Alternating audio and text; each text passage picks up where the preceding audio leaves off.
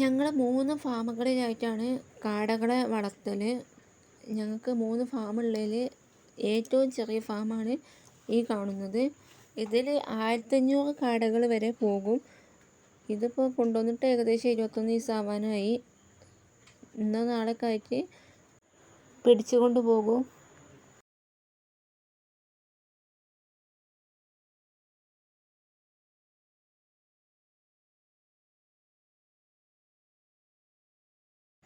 അപ്പോൾ എല്ലാവർക്കും ഈ വീഡിയോ ഇഷ്ടമായെങ്കിൽ ലൈക്ക് ചെയ്യുക, ഷെയർ ചെയ്യുക, സബ്സ്ക്രൈബ് ചെയ്യുക.